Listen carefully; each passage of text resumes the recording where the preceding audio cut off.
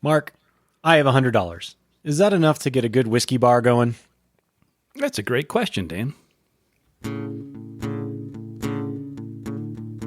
Hey, this is Mark Still at The Practical Still here with Dan Cavallari. We're back for another episode of the Practical Still podcast. And we're going to talk about whiskey bars and what's it take to get started. Maybe you want to reset. Maybe you're brand new to it. Maybe you got some friends coming over and you got $100 in your pocket and you want to impress them.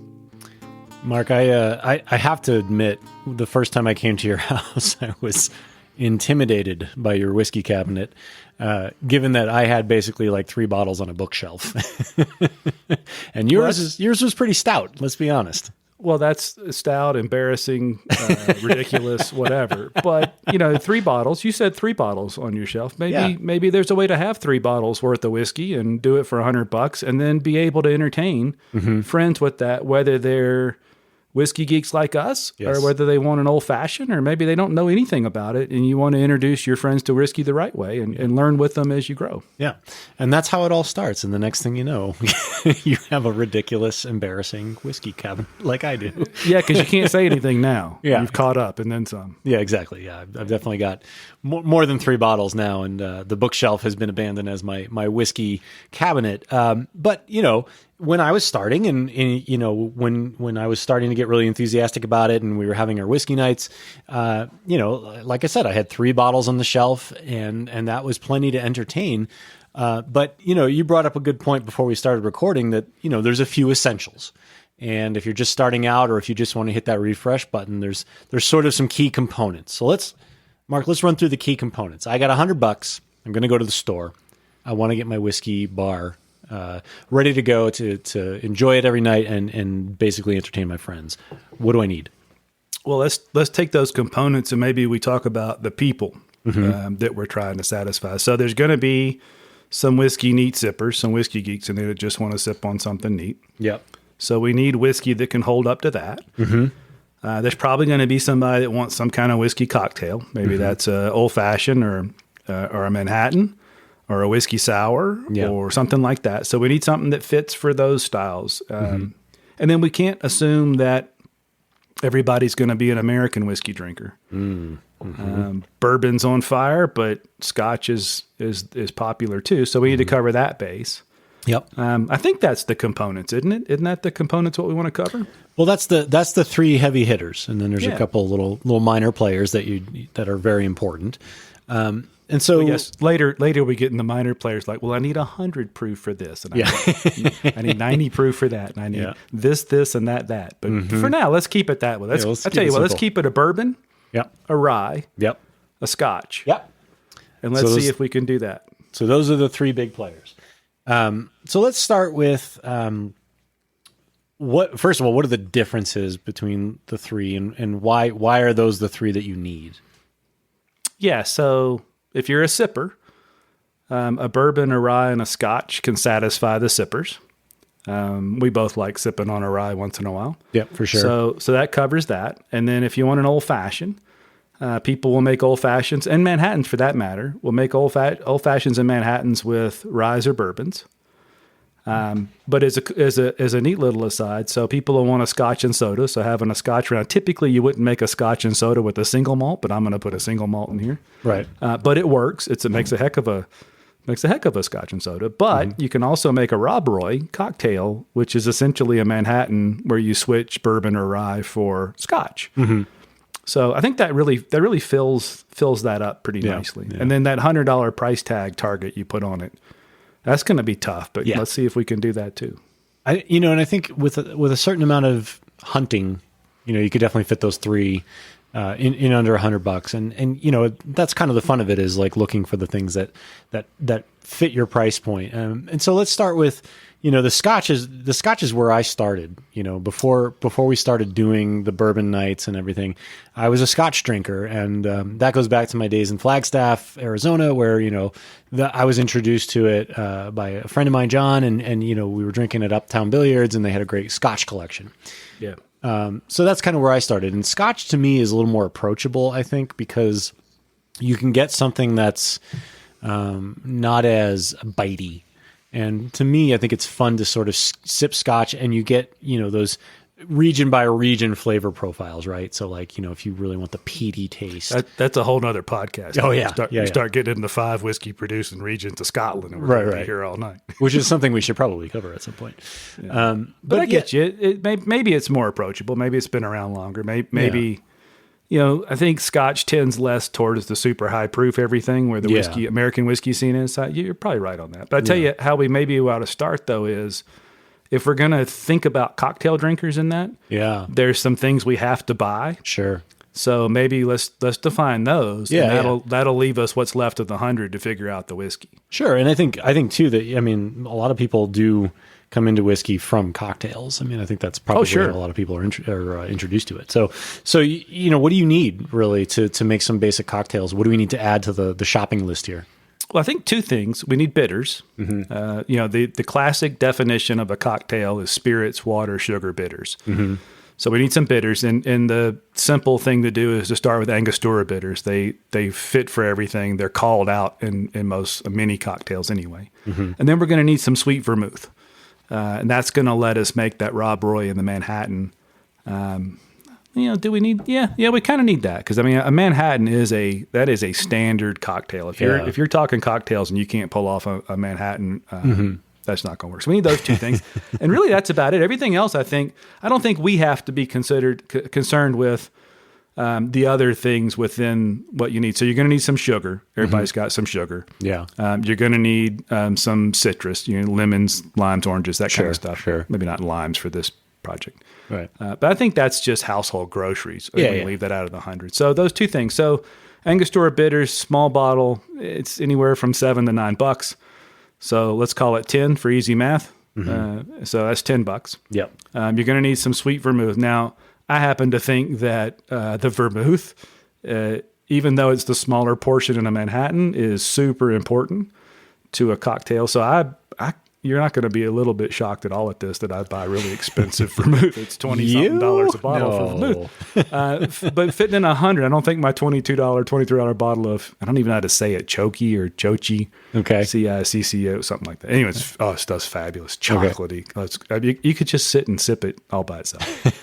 But I tell you what, let's not define a brand. Let's just say we're going to leave $12. Okay. For vermouth, because I don't want the $7 or $8 grocery store vermouth. I want you to have $10 or $12 to buy a decent vermouth, and you could do that. I tell you what, we're going to buy the stuff I buy, and I'll figure out the name of it in just a second. Choke or whatever. It's really nice vermouth. Chicho. There's something like that. Okay. But buy the half bottle, the $3.75. You can buy that for $12 or $13. That's what we're going to do. So now we're at 22. Let's call it $22. I'm looking up the vermouth name. Hold on. Oh, good. Yeah, that'll be good. It's 22 feet away from me downstairs in the refrigerator, but then I got to walk downstairs. Don Ciccio? No Don in there. No Don. Okay, so get rid of the Don. It's just CICCIO. Yeah, that's Ciccio. I'm looking. I'll keep looking for it. But anyway. Yeah. Anyway, so let's call it $22. Okay. Let's call it 20 for even math, because the bitters won't be, but $7. Okay. So you can say $20. 20 leaves us 80. Leaves us 80 for the 3 bottles of whiskey we want. That's going to be hard. Yeah. All right. Well, let's start with Scotch. You wanted to start with Scotch. Scotch started you with whiskey. Let's start with that Scotch. Now, we have a choice. We are not going to buy blended Scotch, because I'm just not a fan of blended whiskeys. Mm-hmm. So we have a choice. We can buy a blended malt, so something like Monkey Shoulder. And there's quite a few different blended malts. Monkey Shoulder is made up of 3 different single malt Scotches. Mm-hmm. Or we can go single malt.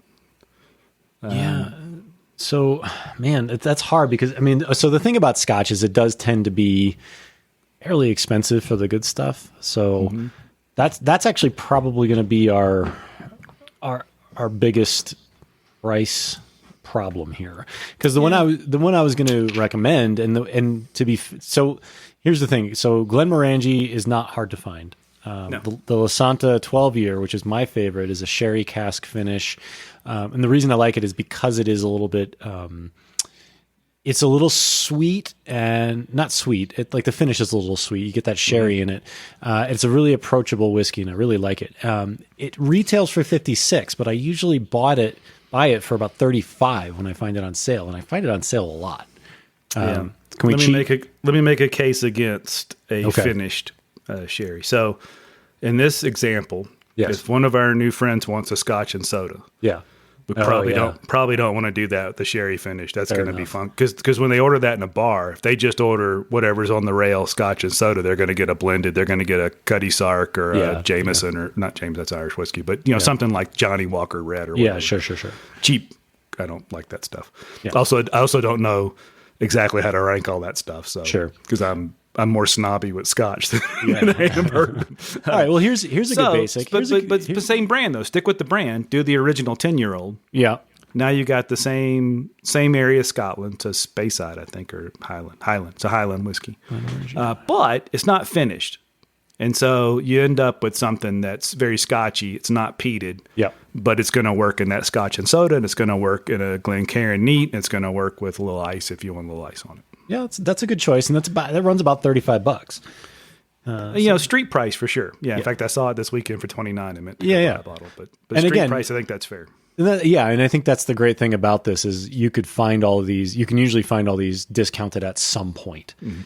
So we'll be generous and round up to 35, but I think you can probably find this one for around 30. And if not, Glenfiddich 12 is another one that's in that $35 to $37 range that you can usually find for around $30. Yeah. All right, so that scratches off our basic scotch. That's good. I think that works. But I do think that if you want a little more, I don't know, versatility, you could certainly slip into something like a monkey shoulder around the same price, or even a little less, probably just under 30. And you end up with a little bit of Highland. I think it's a Highland and a Speyside, and but I don't think there's much peated in there in the normal monkey shoulder. No, not a lot. So you could certainly slip off into that. So you got some options there. Yeah, another one that would be good is an Aberlour 10. I mean, that's in the same price range. That's a good, not too bad. Well, there's an Aberfeldy 12, which is kind of nice, and I think it's owned by Dewar's, so I think it's a component of the Dewar's blended Scotch. But look, this is going to be you and I picking. Yeah, you want to save a few bucks and buy a bottle of Dewar's. Yeah, whatever that works fine. Too. Yeah.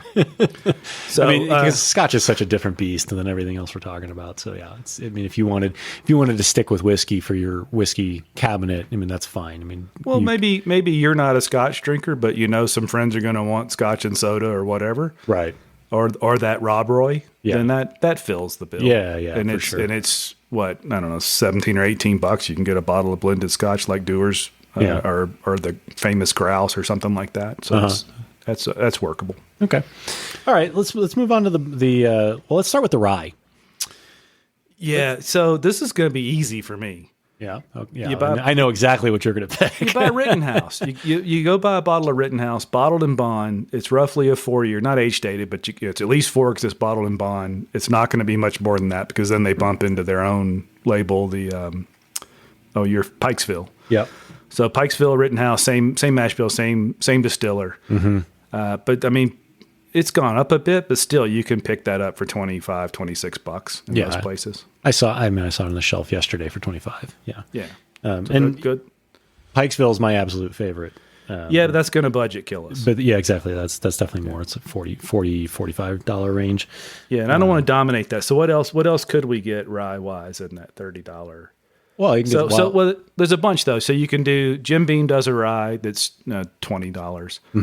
Dickel does. Dickel's rye is it's MGP, so it's the 95.5 mash bill rye. It's young, but it's at least 4 years. So they call it a straight rye, so that works, and it's cheaper. It's 20 or less. Yeah. But there's a few others. There's a few others in that range. But I think if we're still sticking to that thing of the utility player. Yeah. Somebody's going to sip it neat, Rittenhouse. Somebody's going to make a cocktail, Rittenhouse. I don't think it gets any more versatile than Rittenhouse, to be honest. And you're 100 proof because it's bottled in bond. Yep. So you can and as you're listening to this, if you happen to be that person that's like, holy crap, I've always wondered, could I build a whiskey bar for $100? Yeah. The beauty of 100 proof is that you can drink it at 100 proof or you can drink it at 80. Totally. And so it's the difference in a third of an ounce of water in a 2 ounce pour, whatever the math is. Whiskey Advocate has a thing called a proof calculator. Yeah. It's really cool because you can take, I've got 2 ounces or 1 ounce of 100 proof whiskey and I want it to be 80 proof. How much water does that take? And you can drop that water in there. So that gives you some versatility. Yeah. I happen to like Rittenhouse. I'll sip on Rittenhouse any day of the week. Yeah. Neat or on the rocks or whatever. So for $25, I mean, it is so good. Yeah. Yeah. And if you want to stretch, you got Pikesville, and in between Rittenhouse and Pikesville, I would put the Wild Turkey 101 rye. That's the one I thought you were going to pick, actually. Well, I would have, but it only comes in a liter.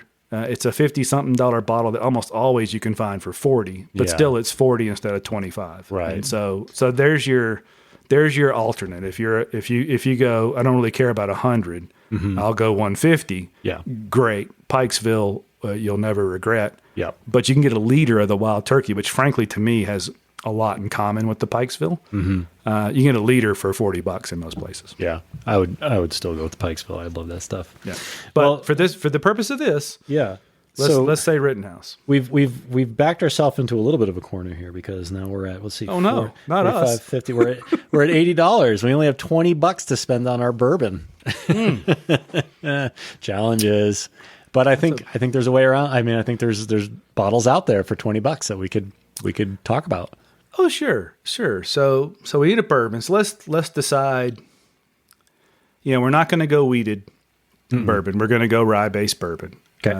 We won't go a super high rye, I don't think. So that puts us $20. Yeah. We may have to go back and refigure that Scotch thing. All right. So we got plenty in the Beam line. It's a limited edition, but that Jim Beam repeal batch it should be a good. I shouldn't have it. I almost bought it yesterday, but I'm thinking the repeal batch, the distiller's cut, we both like. The recently released wider than just the gift shop old tub, all 100 proof, all unfiltered, all Jim Beam. Oh, look what you're holding! I'm holding the old tub. Yeah. So all of those probably the same whiskey, so I didn't buy it. But anything in that Beam family that it's 100 proof and uncut, unfiltered, that is not uncut. It is cut because it's 100 proof. Right. Unfiltered, I think would fit really well. Now that's a few bucks high because I think I paid $18 a bottle for 3 of those old tubs recently. So I guess that's fair. It's street price, but really it's a little more than that. I think normally. I think I paid 23 with tax or something. So. Yeah. So there's you a few. What other? So Wild Turkey 101. Yeah. On a good day, you could buy that for 20. Yeah. I mean, this isn't really high in rye, but what about early times bottled and bond? Oh sure, no, I'd buy that. I don't remember. I don't know that I ever knew the mash bill of that, but that's a liter too. So that's And I'm looking at the mash bill. I paid 25 for the last 2 I bought of that. I paid 22 for the first one. Yeah, I paid 20. Let's not quibble over $2. I'll spot you the 2. Yeah. But no, that's an excellent bottle. I'll tell you. The early times bottled and bond. I'll sip on that all day. I gotta say, I think blind. Nobody picks that to be early times number 1. I mean, come on. Right. If Wild Turkey has a bad reputation because we all got hammered when we were too young to drink, early times has got to be right there. Oh, for sure, for sure. But it's really nobody that I've seen blind taste that comes away thinking that's a $20-something for a liter. I'll tell you what though, and I don't care what it costs. If we adjust to $7.50, that's the math. That's a $16 bottle of whiskey. So yeah, absolutely, that'd be a great. In fact, I think I'll stick with that. I think that'd be a great one. It's available, not too hard to find, reasonably priced. There's a lot of there's your options. So Wild Turkey 101, not the 80 proof. Again, proof gives you options for your sippers and your cocktails. So Wild Turkey 101, the early times bottled and bond. The any number of Beam products, the Black Label double aged.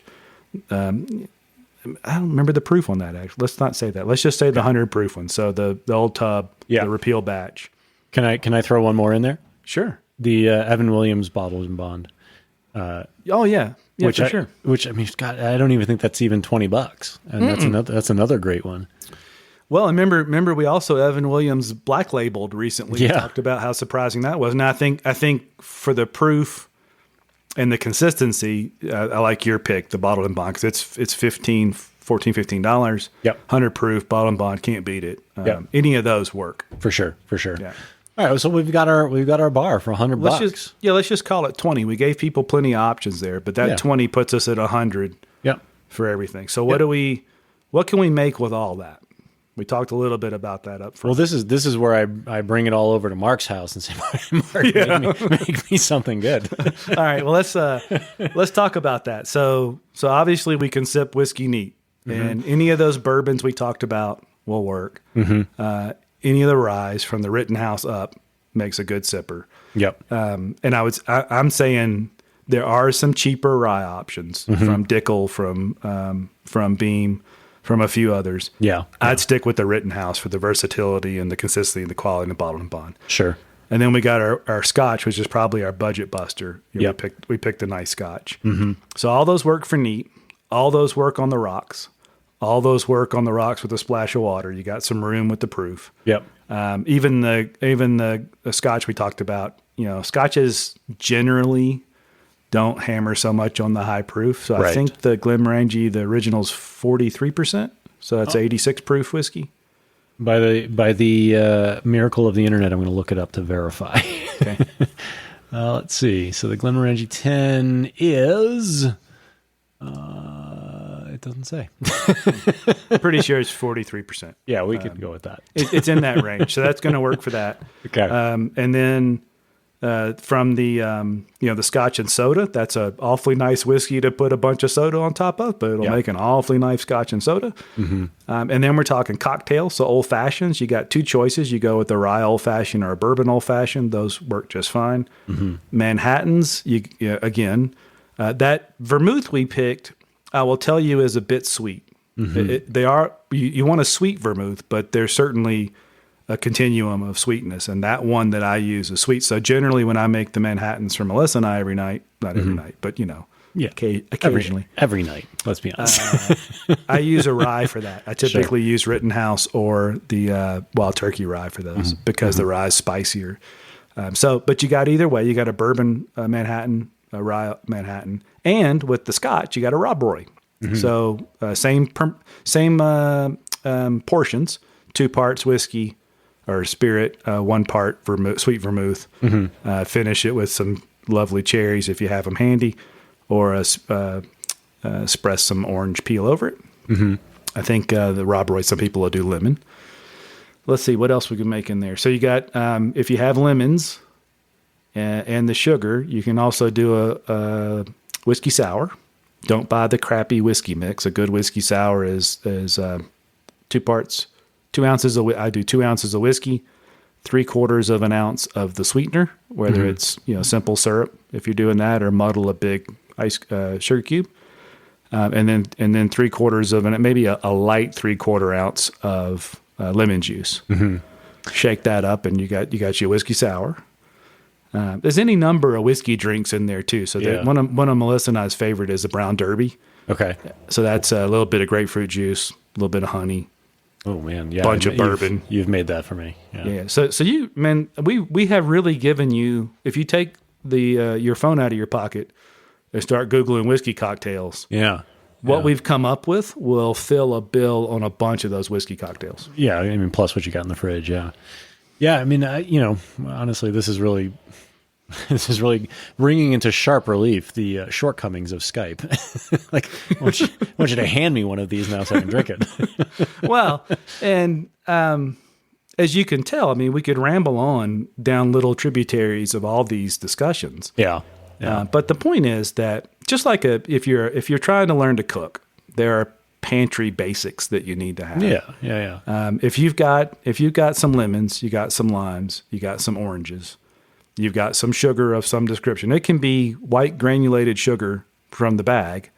That's fine. If you've got those things in a bottle of bitters, boy, you can really make a lot of cocktails and make a lot of people happy. Sure. And if you start with quality, Yeah. let's do this too, because I get a lot of grief for oh my God, you just made an old fashioned with a $75 bottle of bourbon. Right. Well, guess what? If you use really good bourbon, you get really good old fashions. But math wise, we're about practical, right? Yeah. It's kind of in our name. So let's think about that. What does an old fashioned cost in a bar? Too much. Too much. On a good day, on a happy hour, at least where we live and around the Denver metro area, I mean, even at happy hour, I think you're going to pay $6 or $7 For sure. No doubt. for an old fashioned. Yep. And it's going to be 80 proof, whatever's on the rail. If you're lucky, maybe it's Jim Beam white label. Yep. If you're not lucky, who knows what the hell goes in there. So that's $6. Now, if you have $100 for easy math, $100 bottle of whiskey puts you at just under $4 an ounce. Yep. So 2 ounces, almost $8. Mm-hmm. The bitters is, I mean, it's maybe a fraction of a cent of bitters. Yeah. Some sugar. So you're $8.25 for what will be a fabulous old fashioned. Much better. It's 100 proof whiskey we've been talking about. Right. You could even splash a little water in there, get it to 90 proof. Right. You got more spirit for it, old fashioned, more volume because you're not getting 2 ounces in that pour at the bar. If you and let's just say, I mean, if you paid $6 for an old fashioned at a bar recently, you probably haven't had an old fashioned. You haven't had a really good one. Yeah. And that same old fashioned, if it's not happy hours, 10. Yeah. And a good old fashioned around, I don't know where everybody else lives, but it's 12 to $15 around here. Right. So so basically, the difference between an old fashioned on paper and a good old fashioned is quite vast, and for an extra $2, it's worth the investment. And that's talking about a $100 bottle. I mean, and we didn't talk about $100 bottles. We're talking about go buy a $20 bottle of bourbon. Right. And make that same old fashioned. You're talking about a $2.50 old fashioned. For sure. Yeah. It's way better than that one at happy hour. Exactly.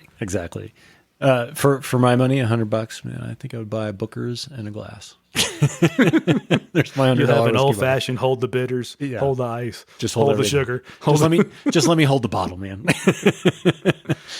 All right. So did we accomplish our goal? Did we give somebody with $100 a way to put together a whiskey bar that's versatile, and that they can be proud of? I think so. I mean, I think from there, I mean, presentation matters, so you probably want a good glass. But other than that, I think you've really got the basics to do everything you want to do to entertain and to sort of develop your palate. Yep. Glassware is a good point too. I'm glad you brought that up because, as you know, I've got a glass for every occasion. Oh, yes, but you do not need that. No, no. If you want to sip whiskey neat and you don't have a super cool Glencairn or anything like that, but you got a wine glass around, that's the general shape. A bulb at the bottom that closes in at the top. Yep. So to drive that home, like this week I was on vacation with my family, and I bought a bottle of Russell's Reserve 10-year, and we were staying at an Airbnb that a friend of ours owns, and the only thing in the place was a wine glass, and I drank the Russell's out of a wine glass all week, and you know what? I felt fancy. I felt lovely. I felt wonderful. I quite liked it. Kidding. Yeah, it was great. Yeah, I mean, it was fun. It was something different. But yeah, I mean, the whiskey still tastes the same as long as you're drinking out of glass, right? So. We've gone red Solo cup before. Oh yeah, no doubt. Or what are the little clear ones that'll, if you squeeze them too hard, they break at the hotels when we used to travel together for business. Any port in a storm, Or the terrible paper ones that you only get to sip whiskey out of for about 15 minutes before that all soaks through. Yeah, 15 minutes is being generous. Yeah. All right, well, that's cool. I like this. I like that we had something where if you're starting from scratch. Yeah. That's a way to put a bar together. And I think the whiskeys we came up with, I mean, those are all whiskeys I buy now. I mean, I've got a bottle of the Early Times Open. I did a open the bottle in, back to the bottle video all in one on that. Rittenhouse is a standard in the house. I've got an old tub right in front of me. You got an old tub right in front of you. Same with the Scotch, that Glenmorangie original. I've got a bottle of the La Santa that you like. La Santa, excuse me. Yes. My Southern showed right in. Yeah, I've got 2 bottles of that here. Yeah, I got a bottle of that down there too. So I think we did everybody fair. Yeah. I mean, we didn't pick bad whiskeys for the sake of being cheap. We picked good whiskeys that were inexpensive. There you go. And I think that's one of the lovely things about bourbon and Scotch is that you can do that. I mean, maybe less so with Scotch, but yeah, bourbon, you can definitely get an excellent bourbon without having to spend a lot of money. Yeah, for sure. Bourbon and rye. All right, so we're done with that. Yeah. And one day when we're successful and have sponsors, we'd stop here for a sponsor break. Why don't we stop? I'm going to take a sip of whiskey. Why don't you introduce that bottle? Because I did an open the bottle video with Old Tub. Yeah. I've not gone back to the bottle yet, although I have been drinking on it.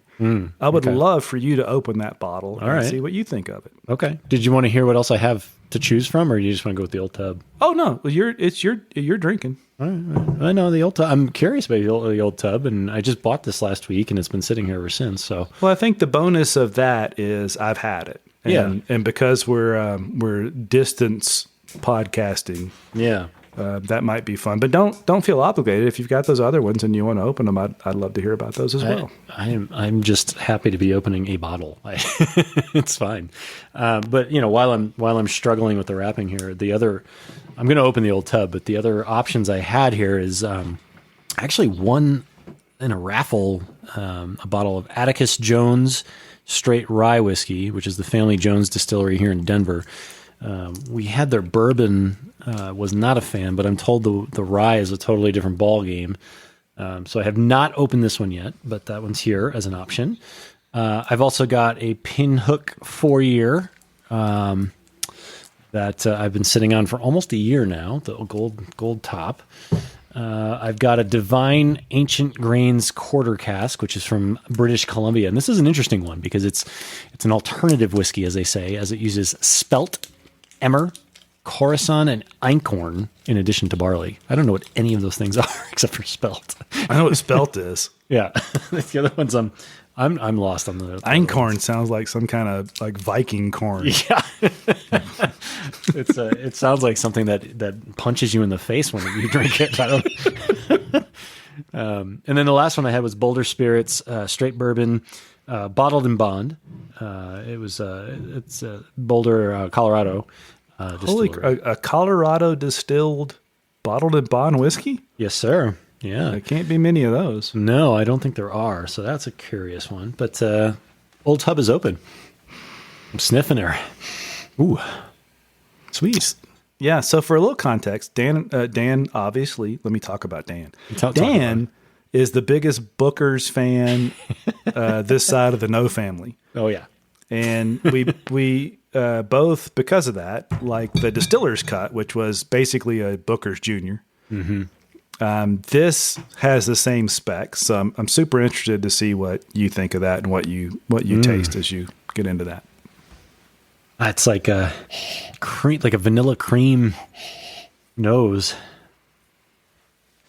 There's definitely that Beam Booker's note to it, but it's definitely lighter. Like it's not as in your face with it.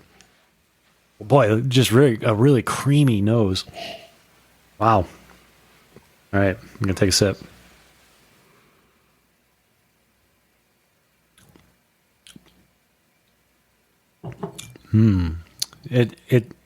It's creamy on the tongue too. It's quick. It doesn't hang around as much as Booker's or the Distiller's Cut, but it's like a creamier taste. I keep coming back to vanilla. Like it's is that taste or is that feel? The cream is the cream is the nose really, and then the vanilla is on the tongue. So it's definitely the flavor.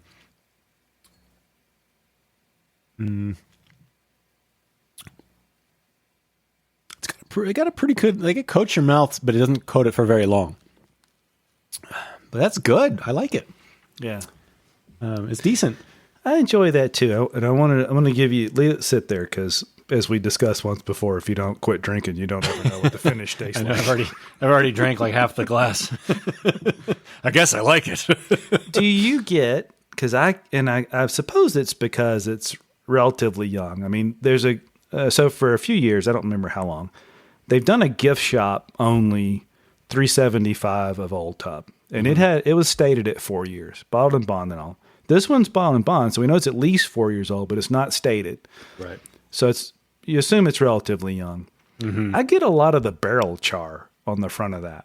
It's only on the front. You sip, it's some barrel char. It blends into the vanillas and the spiciness. but I get a fair amount of barrel char up front, I think. But maybe I'm mistaking that for something else. I mean, I can taste it, but it's not, to me, it's not barrel forward at all. Like you can get some of that char if you're looking for it. But, like when we opened that smoke wagon, that was barrel. Like you could take, or no, it wasn't the smoke wagon. It was the J. Henry we were drinking. Oh, it might have been the J. Henry, or I think it might have been the Bell Mead. We drink a lot of whiskey. We drink a lot of whiskey. No, I think it was the Bell Mead, actually. One of them was just right off the bat, you're chewing on oak, and the char, and which is not necessarily a bad thing. No, but this one, I get some of the char, but I don't. To me, it's not at all overwhelming, and like it's one of those things where it's subtle enough that I have to look for it. To me, the overwhelming flavor is just that vanilla and cream, because it's not. I mean, like I said, this is not a big mouth coater, as it were. Like Booker's coats your mouth and is just there for a while. This one's not like that, but the flavors are quite good, and the one I do get is just vanilla. To me, it's really refreshing. It's like a summer whiskey to me. That's where we've come to. Yeah, we have summer whiskeys. I'm at that level of my snobbery. Nice. Well, I feel like I enjoyed it too. graduated. I'll tell you, so far, the only thing I don't like about Old Tub is the height of the topper. Yeah, It's so shallow that it's really hard to get that cork thing out of the bottle. Yeah, I don't know. There's not a lot to grab onto. I think maybe you got a dud. I don't know. Mine's fine. It's just awfully narrow. It is. Well, I guess, yeah, you're right. See, there you go. Yeah, all right. Okay, I stand corrected. All right. Which I can put up with. For 0 stars. I do think it's important to remember that you're drinking a $20 bottle of whiskey, for sure. too. So it's not... Yeah. I'm super happy with it. I think I've made a couple old fashions with them. Yeah.